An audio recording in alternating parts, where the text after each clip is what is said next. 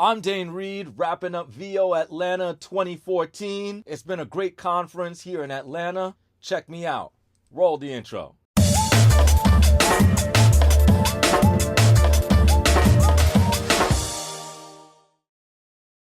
First of all, I want to thank Gerald Griffith who put this conference together. This conference was amazing. It brought together all the superstars in voiceover, did a lot of panel discussions. So if you didn't get a chance to come here to this conference, check out what I put together. The conference started off with the welcome reception and the Jumpstart Atlanta, where my girl Nas tore it down. She's a talented voiceover talent and singer. Check out what she did.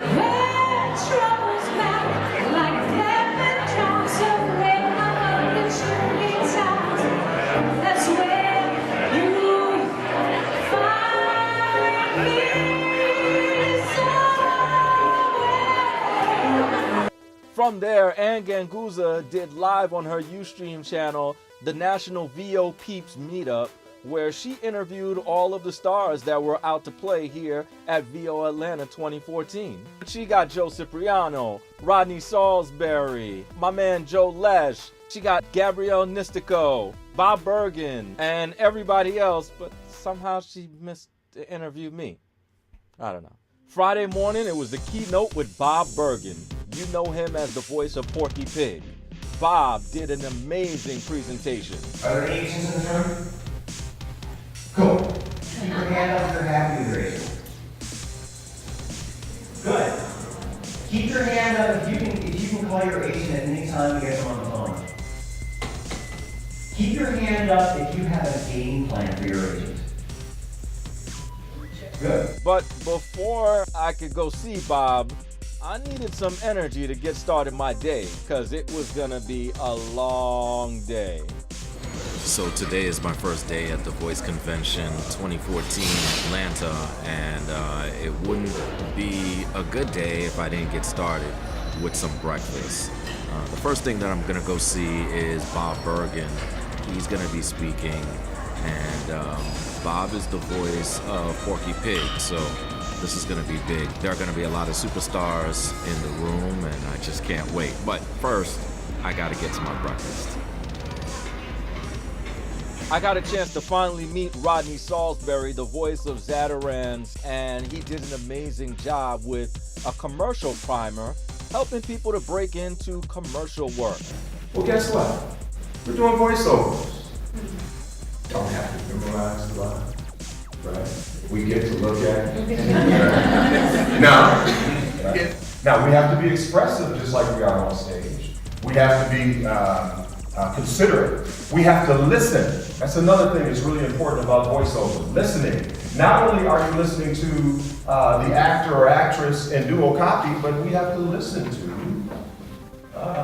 the person directing us. VO Atlanta 2014 had something very unique where contestants could test their voiceover skills in front of a panel of judges and compete for up to $2,000 in prizes. The new iPad Air is unbelievably thin and light with the A7 chip, advanced wireless, and great apps for productivity and creativity.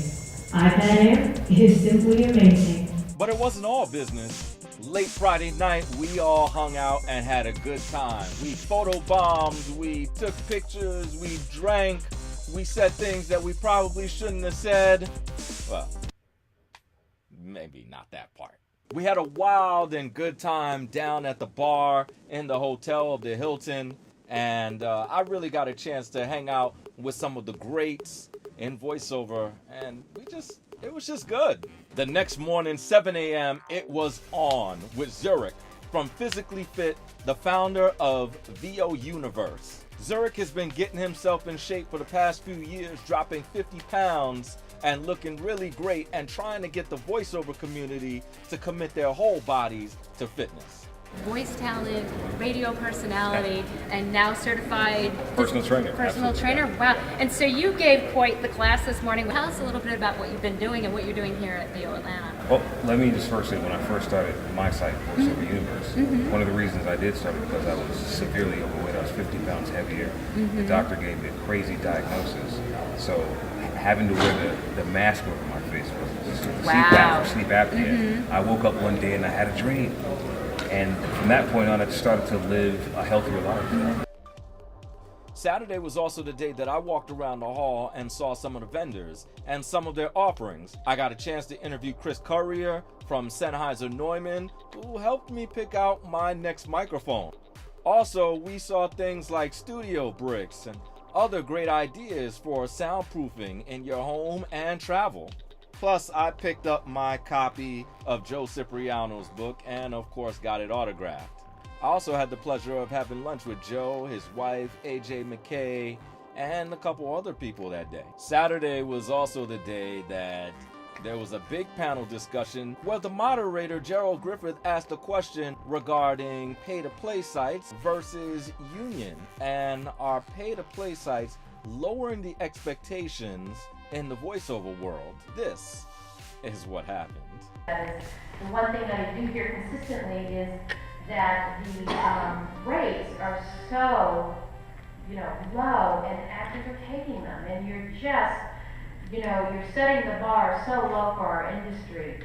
And just because, you have a home studio does not make you a voice actor. That's when things got a little bit heated.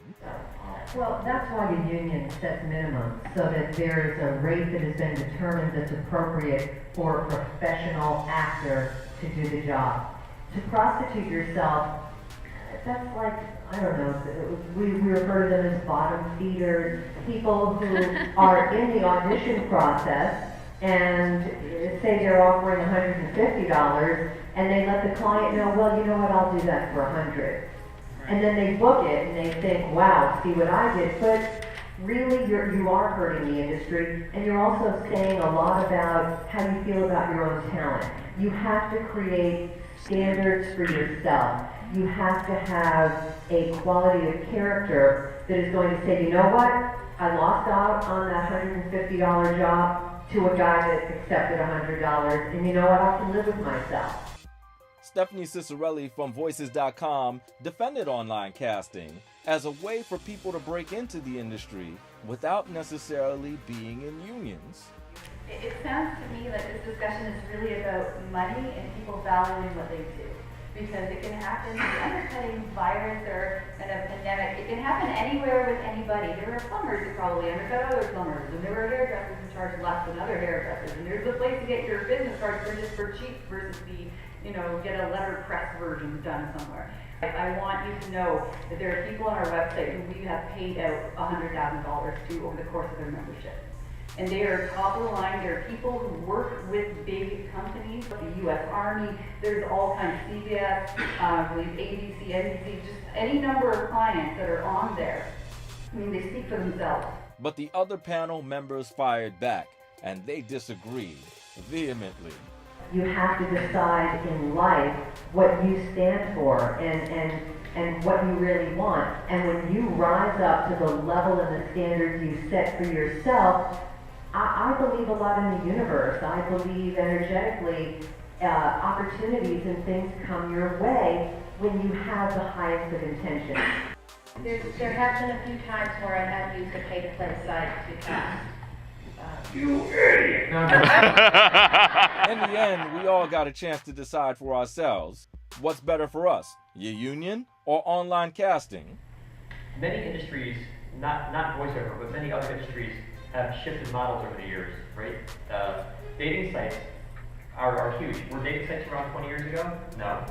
Now, so many people meet on dating sites. I met my wife on a dating site, an online internet dating site. And the dating site brings together two people looking for the same thing. From my perspective, it's sort of what online casting sites are. They're voice actors and they're voice seekers, and everyone uploads their profile and there's a match made. But there are also people who specialize in helping one person find a date. They're not internet-based, but they work in an office somewhere and they have a personal relationship. They're like an agent. And there's a place for everyone in this industry. David Goldberg did a session that day that he called Creating an Edge, where he went through the steps to developing your voiceover career.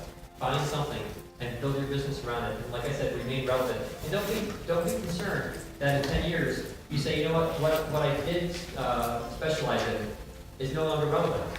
It's time to find something new. He took it a step further later on when he did individual voiceover coaching. Can all of you try that? Say it like Linda the first time, right? Say industrial. Industrial. And now how about industrial?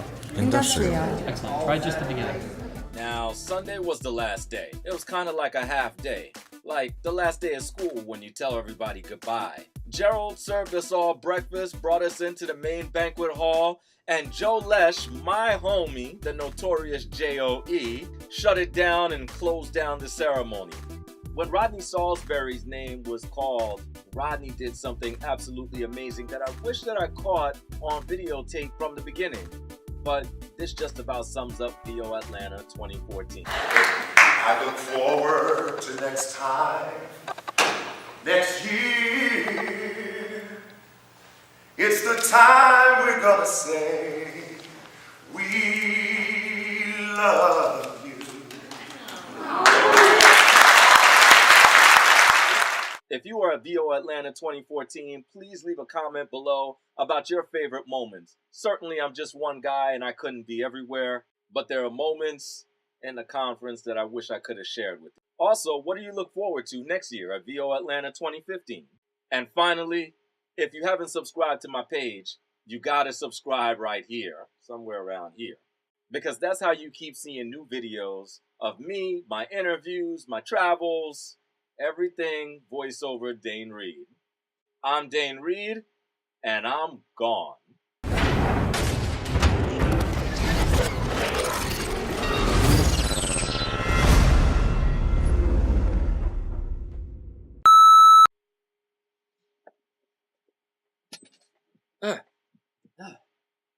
I can have my studio back now.